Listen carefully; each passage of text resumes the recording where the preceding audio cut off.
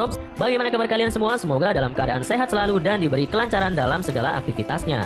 Di video kali ini, saya sudah merangkum alur cerita film yang berjudul Blitz. Film ini dirilis pada tahun 2011, disutradarai oleh Elliot Lester, dan untuk pemeran utamanya sendiri diperankan oleh Jason Statham. Film ini menceritakan polisi tangguh ditugasi untuk melacak pembunuh berantai yang membantai para petugas polisi satu persatu. Tapi setiap kali hampir meringkusnya, ia selalu berhasil lolos. Dan untuk menemani kalian dalam menonton alur cerita film ini, seperti biasa sob, jangan lupa siapkan sajiannya terlebih dahulu. Dan langsung saja kita masuk ke intro.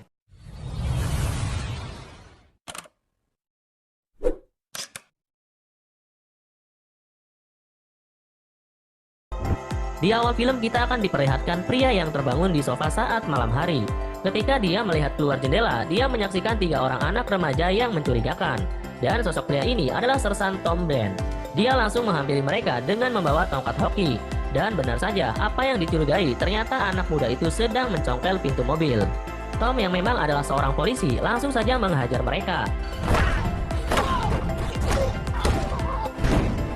Dia pun memberikan pepatah kepada anak muda itu. Jika kau menghadapi lawan yang tidak sepadan, maka setidaknya pilihlah senjata yang cocok. Sebenarnya tindakan ini dilarang dilakukan oleh aparat. Namun sepertinya sersan Brand mempunyai caranya sendiri dalam membasmi kejahatan. Beberapa hari setelah itu, dia pun dipanggil oleh atasannya karena kelakuannya tersebut viral di media massa. Terlebih lagi, ini bukanlah kasus pertamanya karena setahun yang lalu, dia juga pernah menghajar seseorang di bar. Si atasan kemudian mengancam akan memecat Brand jika terus berkelakuan seperti itu. Namun Tom malah berdiri dari kursinya dan balik mengancam jika dia dipecat, maka dia akan membuat lebih banyak lagi kekacauan. Di meja kerjanya, Brand didatangi oleh Elizabeth Falls dan meminta saran tentang rehabilitasi dirinya dari narkoba akibat misi sebelumnya yang mengharuskan dia menyamar sebagai pengguna. Brand pun mengatakan kalau setiap orang pasti akan mengalami kesulitan jika pertama kali menghadapinya. Setelah itu, Tom menemui sahabatnya yaitu James Robert untuk menghadiri acara pemakaman istrinya. Rupanya, selain polisi yang barbar, Brand juga adalah seorang polisi yang asik untuk menjadi sahabat. Setelah itu, mereka pun mampir ke bar untuk melepaskan kesedihan Robert.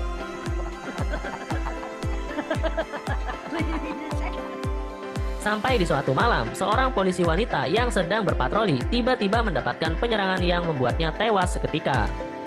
Kasus tersebut berlangsung sampai kepada Tom. Ia pun segera datang ke lokasi tersebut. Di sana, Tom menginterogasi seorang saksi yang sedang membawa 2 ekor anjing untuk jalan-jalan. Namun dia tidak mendapatkan banyak petunjuk dari sana. Keesokan paginya, seorang detektif bernama Porter Ness dari daerah lain pun dipindahkan ke sana untuk menjadi inspektur menggantikan Robert yang sedang cuti. Namun rupanya dia mendapatkan penyambutan yang kurang baik. Dia pun ditugaskan untuk menangani kasus penembakan polisi itu bersama Brand. Di sisi lain, Elizabeth yang sedang berada di rumah dimintai bantuan oleh seseorang anak muda yang adalah temannya. Kita panggil saja Edward. Edward ke sana karena tadi malam secara tidak sengaja dia dan teman-temannya telah menghajar seorang laki-laki. Elizabeth yang setia kawan pun berjanji akan membantu kasusnya dengan satu syarat, yaitu jika laki-laki yang dihajarnya belum mati. Dan jika si laki-laki tersebut telah mati, maka Elizabeth tidak bisa berbuat apa-apa. Di kantor, dia pun bertemu dengan Brand dan meminta saran atas kasus temannya tadi. Tom pun menyuruh Elizabeth untuk menemui seorang detektif bernama Craig Stokes. Sementara itu, di kantor berita, seorang wartawan bernama Dunlop mendapatkan telepon dari seseorang yang misterius. Orang tersebut menawarkan berita eksklusif langsung dari pelakunya. Dengan satu syarat, Dunlop harus menerbitkan berita tentangnya. Ternyata, orang misterius itu adalah si pembunuh polisi.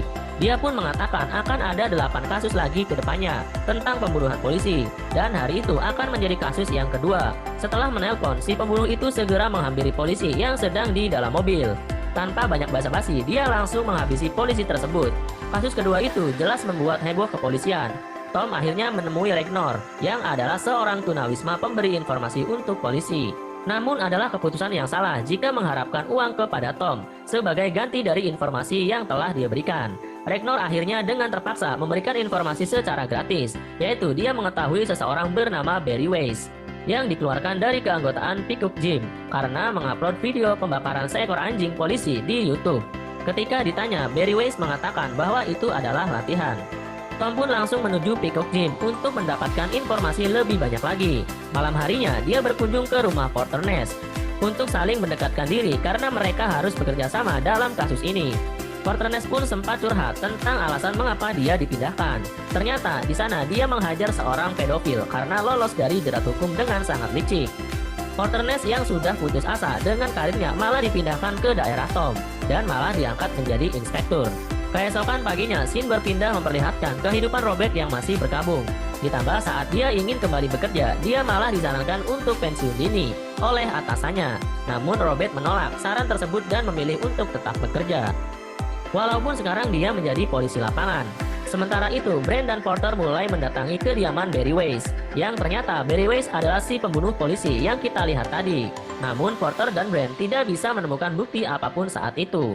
Akan tetapi, Brand mengingatkan wajah Barry Weiss dan akhirnya sadar kalau orang itu adalah orang yang dihajar setahun lalu di meja biliar. Brand dan Porter pun segera pergi dari sana dengan keyakinan penuh bahwa dialah tersangka utamanya. Namun mereka masih tidak memiliki bukti. Barry Weiss yang merasa dirinya dicurigai langsung mengemasi barang dan pergi dari apartemennya. Kali ini dia mulai mengikuti Robert sebagai target ketiganya. Dia mengikuti Robert sampai ke dalam rumahnya dengan berpura-pura sebagai petugas TV kabel. Kemudian Weiss pun menodongkan pistol kepada Robert. Tapi karena Robert adalah seorang polisi sehingga dia bisa menghindari serangan tersebut. Kemudian mereka pun bertarung di sana sampai akhirnya Weiss menggunakan palu untuk menghabisi Robert.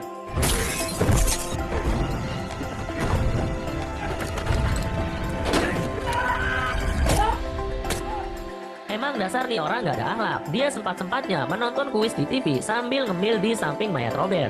Setelah itu, dia pun mengambil barang-barang milik Robert, kemudian membakar TKP untuk menghancurkan semua buktinya. Saat para pemadam berdatangan, dia dengan santainya bersepeda di dekat sana, sambil menelpon Dunlop dan mengatakan kalau di tempat kebakaran tersebut ada mayat polisi sebagai korban ketiganya.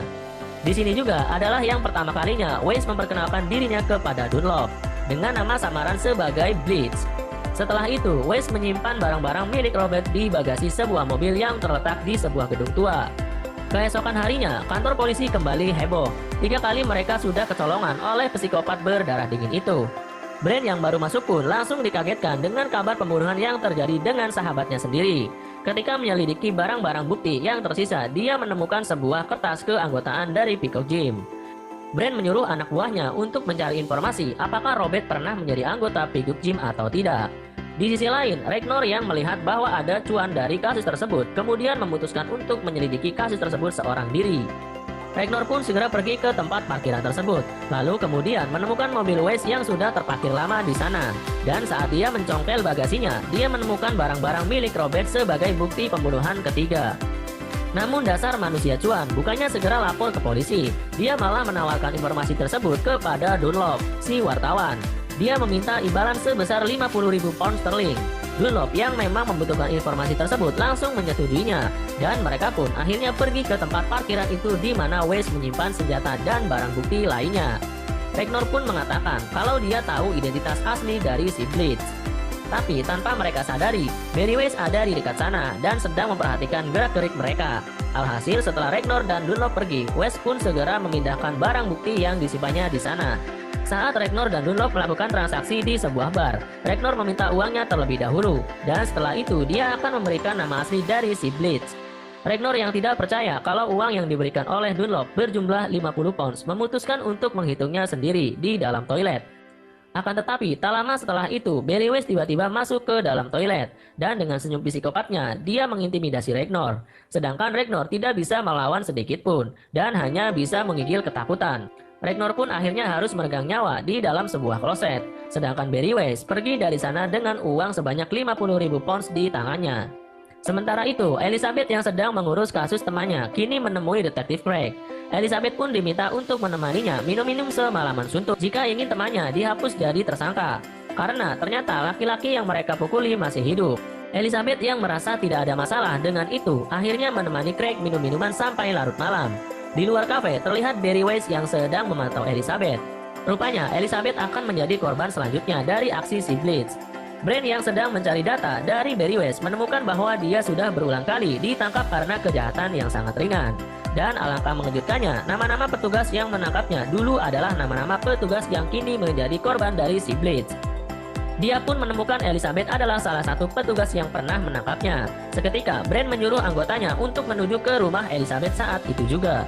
Sedangkan Elizabeth baru pulang minum-minum bersama Craig. Mereka sampai bertengkar karena Elizabeth mengira Craig hanya akan memberi harapan palsu kepadanya. Elizabeth pun memutuskan untuk berjalan masuk ke rumah seorang diri. Belum sampai dia membuka pintu, tiba-tiba Wes menyerang dari belakang. Elizabeth sempat menghindarinya. Edward juga ternyata ada di sana dan langsung menolong Elizabeth dari serangan Wes. Namun dia terbanting ke trotoar dan kepalanya diinjak dengan keras oleh Wes, sehingga membuat Edward tewas seketika. Tak lama setelah itu, polisi pun baru berdatangan. Mereka lagi-lagi kalah cepat oleh si Blitz. Elizabeth pun sangat terpukul dengan kematian Edward yang mengorbankan nyawanya untuk melindungi dirinya. Brand dan Porter segera menuju ke tempat tinggal Wes, namun sayang dia sudah tidak ada di sana. Akhirnya Porter memutuskan untuk menyebarkan wajah Barry West di media massa sebagai buronan untuk memancing dia keluar. Para polisi pun mendapatkan informasi bahwa Barry West sedang menginap di sebuah hotel. Brand, Porter, dan pasukannya langsung menuju ke sana. Namun ketika mereka mendobrak kamar yang dimaksud, ternyata Barry West sudah lari keluar melalui jendela. Brand dengan lincah mengejarnya. Pengejaran pun berlangsung sengit, hingga berakhir di sebuah stasiun yang terbengkalai.